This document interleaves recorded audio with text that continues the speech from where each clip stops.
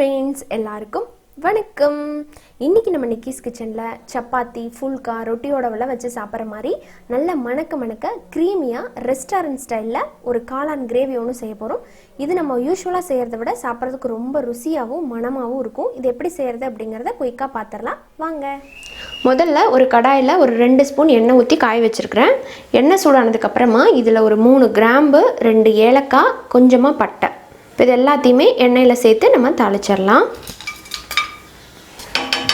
இப்போது அடுத்ததாக இதில் பொடியாக நறுக்குனா ஒரு பெரிய வெங்காயம் சேர்த்து வதக்கிடலாம். நல்லா பெரிய சைஸ் ஆனியனாக நான் சேர்த்துருக்கேன்.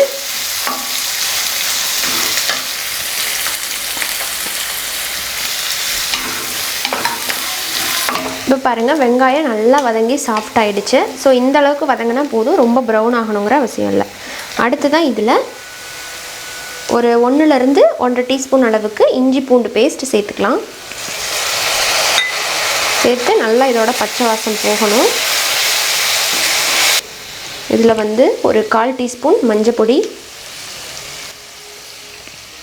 1 டீஸ்பூன் மிளகாய்த்தூள், ஒரு 1/2 டீஸ்பூன் மட்டும் காஷ்மீரி மிளகாய்த்தூள் கலருக்காக சேர்த்துறேன். இது சேர்த்தாட்டியும் பரவாயில்ல. அப்புறமா இதோட ஒரு 2 டீஸ்பூன் மல்லித்தூள் சேர்த்துக்கலாம். எல்லா பொடிகளும் சேர்த்து நல்லா மிக்ஸ் பண்ணி விட்டுறலாம். அடுத்ததாக நம்ம இதில் தக்காளி சேர்த்தணும். வெங்காயம் எந்த அளவுக்கு சேர்த்துருக்கீங்களோ அதே அளவு சம அளவு தக்காளி சேர்த்துக்கோங்க. நான் பெரிய சைஸ் வெங்காயம் எடுத்திருந்தேன். இதில் மீடியம் சைஸில் 2 தக்காளியை பியூரியாக எடுத்திருக்கேன். அதை சேர்த்து நல்லா மிக்ஸ் பண்ணி விட்டுறலாம். இந்த தக்காளியோட பச்சை வாசனை போகிற வரைக்கும் நல்லா வதக்கணும். இப்போ இந்த அளவுக்கு தக்காளியோட பச்சை வாசம் போய் எண்ணெய் லைட்டாக பிரிஞ்சு வந்ததுக்கப்புறமா இதில் நம்ம சேர்த்த போகிறதுன்னு பார்த்திங்கன்னா முந்திரி பேஸ்ட் சேர்க்கணும். ஒரு 10லேருந்து 15 முந்திரியை 1/2 மணி நேரத்துக்கு முன்னாடியே சுடு தண்ணியில் ஊற வச்சு நல்லா மிக்சியில் மைய அரைச்சிருங்க. இப்போ அதை சேர்த்துடலாம். சேர்த்து நல்லா மிக்ஸ் பண்ணி விடணும். இதுதான் டேஸ்ட்டை நல்லா என்ஹான்ஸ் பண்ணி கொடுக்கும் இந்த கிரேவிக்கு. இப்போ பார்த்திங்கன்னா முந்திரி சேர்த்து நல்லா வதக்கி விட்டதுக்கப்புறமா இதில் நம்ம காளானை சேர்த்துடலாம். 200 கிராம் காளானை நல்லா வாஷ் பண்ணிடுங்க. வாஷ் பண்ணிவிட்டு இந்த மாதிரி கொஞ்சம் பெரிய பெரிய பீஸாகவே நம்ம கட் பண்ணி எடுத்துக்கலாம். 2 கட் பண்ணியிருக்கேன். இப்போ இதை சேர்த்துடலாம். அப்புறமா இதோட ஸ்வீட் கார்ன் சேர்த்துக்கலாம். ஸ்வீட் கார்ன் சின்ன கப்பில் 1 கப் எடுத்திருக்கேன். அதையும் போட்டுடலாம். இப்போ இதை சேர்த்துட்டு எல்லாமே இந்த மசாலாவோட நல்லா மிக்ஸ் பண்ணி விட்டுறலாம். சூப்பராக இருக்கும் இந்த கிரேவி. நீங்கள் ரெஸ்டாரண்ட்டில் சாப்பிட்ற மாதிரி நல்ல ருசியாக இருக்கும். இப்போ இந்த கிரேவிக்கு தேவையான அளவுக்கு நம்ம தண்ணி சேர்த்து காளானை வேக வச்சுக்கலாம். காளான் சீக்கிரமாக வெந்துடும். ஸோ பார்த்து அளவாக சேர்த்துக்கோங்க. அடுத்ததாக இந்த கிரேவிக்கு தேவையான அளவுக்கு உப்பு சேர்த்துக்கலாம். சேர்த்து நல்லா மிக்ஸ் பண்ணி விட்டுட்டு நம்ம மூடி போட்டுடலாம். நல்லா வெந்து வரட்டும். இப்போ கரெக்டாக ஒரு 8 நிமிஷத்துக்கு மேலே ஒரு 10 நிமிஷம் ஆகிருக்கு. இப்போ பார்த்திங்கன்னா கிரேவி சூப்பராக ரெடி ஆகிருக்கு. நல்லா காளான்லாம் வெந்திருக்கும். ஸோ பாருங்கள் காளான்லாம் நல்லா வெந்து நல்லா எண்ணெய் தெளிஞ்சு வந்திருக்கு. இப்போ இந்த டைமில் நம்ம இதில் ஒரு 2 டேபிள் ஸ்பூன் அளவுக்கு ஃப்ரெஷ் க்ரீம் எடுத்திருக்கேன். அதை சேர்த்துடலாம்.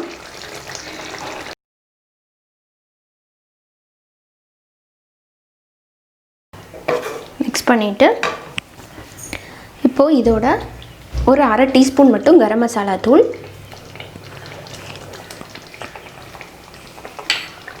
அப்புறமா கொஞ்சம் கசூரி மெத்தி, காஞ்ச வெந்தயக்கீரை இதை கையில் நல்லா தேய்ச்சி போட்டுருங்க.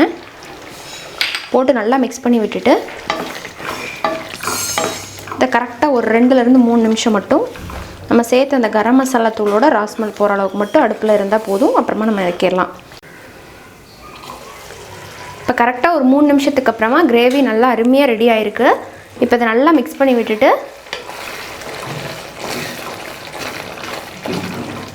நம்ம சர்வ் பண்ணிடலாம். இப்போ இதில் பார்த்திங்கன்னா ஃபைனலாக ஒரு 1/2 ஸ்பூன் அளவுக்கு சர்க்கரை,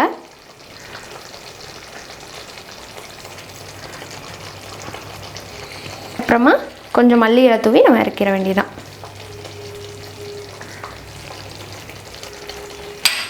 அவ்வளோதான். காளான் ஸ்வீட் கார்ன் கிரேவி ரெடி. இந்த கிரேவி வந்து சப்பாத்தி ரொட்டியோடவெல்லாம் வச்சு சாப்பிட்றதுக்கு ரொம்ப சூப்பராக இருக்கும். நான் இன்றைக்கி ஃபுல்கா ரொட்டி வந்து செஞ்சுருக்கிறேன். ஃபுல்கா ரொட்டி வீடியோ வந்து நம்ம சேனலில் இன்னும் அப்லோட் பண்ணல, சீக்கிரமாக அப்லோட் பண்ணுறேன். ரொம்ப நல்லாயிருக்கும். சப்பாத்தியை விட ஃபுல்கா ரொட்டி வந்து நல்லாயிருக்கும். ஏன்னா அதில் ஆயிலே நம்ம போட மாட்டோம். சூப்பராக நல்லா சாஃப்டாக இருந்தது. அதே மாதிரி அந்த கிரேவி வந்து நம்ம ஹோட்டலில் சாப்பிடுவோம் இல்லைங்களா சப்பாத்திக்கெலாம், அப்புறமா ரொமாலி ரொட்டிக்கெலாம் வச்சு சாப்பிடுவோம் இல்லைங்களா, அந்த மாதிரி ஒரு டேஸ்ட்டில் இருந்தது. நிஜமாலுமே ரொம்ப சூப்பராக இருந்தது. ஃப்ரெஷ் க்ரீம் இருந்தால் போடுங்க, அப்படி இல்லைன்னா விட்டுருங்க. சேர்த்திங்கன்னா இன்னும் கொஞ்சம் க்ரீமியாக கிடைக்கும், அதுக்காக தான் நான் சொன்னேன். ஸோ ட்ரை பண்ணிவிட்டு உங்களோட ஃபீட்பேக் சொல்லுங்கள் எப்படி வந்துச்சு அப்படின்ட்டு. இந்த வீடியோ உங்களுக்கு பிடிச்சிருந்ததுன்னா லைக் பண்ணுங்கள். யூஸ்ஃபுல்லாக இருக்குது, மற்றவங்களும் பார்க்கணும் அப்படின்னு நினச்சிங்கன்னா ப்ளீஸ் ஃப்ரெண்ட்ஸ் அண்ட் ஃபேமிலியோட நிறைய ஷேர் பண்ணுங்கள். மறக்காமல் நம்ம சேனலை சோஷியல் மீடியாஸ் எல்லாத்துலேயுமே ஃபாலோ பண்ணுங்கள் ஃப்ரெண்ட்ஸ். அதோட லிங்க் எல்லாமே நான் கீழே கொடுக்குறேன், டிஸ்கிரிப்ஷன் பாக்ஸில் செக் பண்ணுங்கள். நம்ம வீடியோவை நீங்கள் இப்போ தான் ஃபஸ்ட் டைம் பார்க்குறீங்க அப்படின்னா நீங்கள் வீடியோ பார்த்துட்டு இருக்கும்போது கீழே ரெட் கலர் சப்ஸ்கிரைப் பட்டன் இருக்கும், அதை கிளிக் பண்ணிக்கோங்க. அப்புறமா பெல் சிம்பிள் வரும், அதில் ஆல் அப்படிங்கிற ஆப்ஷனை கிளிக் பண்ணிடுங்க. அப்போ தான் இனிமேல் போடுற வீடியோஸோட அப்டேட் உங்களோட நோட்டிஃபிகேஷனாக வரும். இதே போல் இன்ட்ரெஸ்டான வீடியோஸை நீங்கள் தொடர்ந்து பார்க்கலாம். அடுத்த இன்னொரு இன்ட்ரெஸ்டான ரெசிபியோடு உங்களை வந்து மீட் பண்ணுறேன். நன்றி, வணக்கம்.